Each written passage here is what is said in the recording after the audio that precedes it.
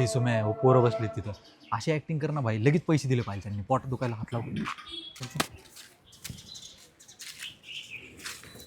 Hello. अरे किरण काय झालं याला? भाऊ याला मुतकड्याचा लय घाण त्रास व्हायला लागलाय, दवाखान्यातच चाललोय, पैसे नाहीत, 500 रुपये दे ना, तुला देतो नंतर.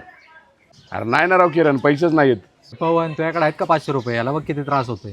बाबा माझ्याकडे नाहीत पैसे बिशे. हो तुझ्याकडे असेल तर दे ना 500 रुपये, याला लय त्रास होतो रे दवाखान्यात जायचं. हो कॅश नाहीत, ऑनलाईन आहे, देऊ का?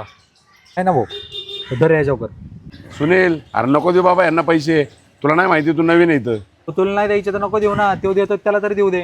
अरे ऐक ना किरण, मला माहिती आहे तुम्हाला 10 रुपयाला पैसे पाहिजे, त्याच्या पोटात बिटत काय दुखत नाहीये, जावा पैसे काय मिळणार नाही तुम्हाला. भाऊ 10 रुपयाला नाही पाहिजे पैसे, खरंच त्या पोटात दुखतंय, बघ ना त्याला किती त्रास होतोय.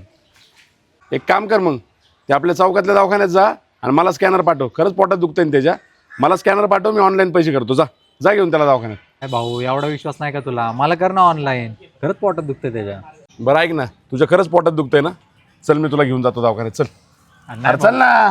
नाही ऐक ऐक एक गोष्ट लक्षात ठेव, जर डॉक्टर म्हटला याला काय त्रास नाही तर मग दोघांना बी असा मारेल ना, मग काय, चल तुला हॉस्पिटलला घेऊन जातो, चल. नाही भाऊ राहू दे, तुला नसेल द्यायचं तर नको देऊ, आम्ही दुसऱ्या कोणाकडनं तरी घेतो. चल सुन. अरे नाटक करतोय तू किरण, बंद करा राव असली नाटकी, मला सगळं पाठ झालंय तुमचं, रोज काहीतरी नवीन कारण घेऊन येता राव. भाऊ टेन्शन आहे आम्हाला, म्हणून आम्ही 10 रुपये येतोय, नाही तर आम्हाला काय हाऊस आहे का? अरे तुम्हाला कसलं टेन्शन रे, तुम्हाला काय कुठल्या जबाबदाऱ्या आहेत का, तुम्हाला कामाला जायचे? अरे तुम्हाला आहे ना फक्त कारण पाहिजे 10 रुपयाला, रोज काहीतरी नवीन कारण शोधता बघ तुम्ही. 10 रुपयाला ना सगळं टेन्शनच गायब होतं बघ. अरे दाद्या तुला बोलायला तरी थोडीफार लाज वाटली पाहिजे राव, आणि तुला कसलं टेन्शन रे? अरे तुम्ही आहे ना या दारूच्या नादेने ना सगळ्यांकडे कर्ज करून ठेवले, ह्याच्याकडनं 500 घे, त्याकडनं 1000 घे. अरे तुम्हाला 2 रुपये कमवायची साधी अक्कल नाही, आणि तुमचे आईबाप कधीपर्यंत सांभाळणार रे तुम्हाला? अरे थोडा तरी जरा आईबापा विचार करा ना, आता तुम्ही एवढे मोठे झाले, तुम्ही कमवले पाहिजे ना 2 रुपये. हे तुमचे आईबाप आहे ना दिवसभर मरमर मारतात रे तुमच्यासाठी, त्यांचं एकच स्वप्न असतं की आपली पोरं मोठी व्हावीत, आणि ते किती दिवस काम करणार रे अजून? अरे तुमची वय तर पाहिजे ना 10 रुपयाची.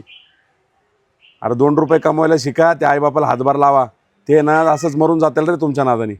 तुम्ही काय करणार, आयुष्यभर हेच करणार, तुम्हाला फक्त व्यसन, नुसतं व्यसन व्यसन व्यसन लागून, व्यसनाची नादी लागून आहे ना तुम्ही स्वतःचं बी आयुष्य खराब करून घेतलं आहे, आणि त्या आईबापाचं पण आयुष्य खराब करताय. त्यामुळे ना सुधरा, बाज झाला, आता किती दिवस सांगणार तुम्हाला?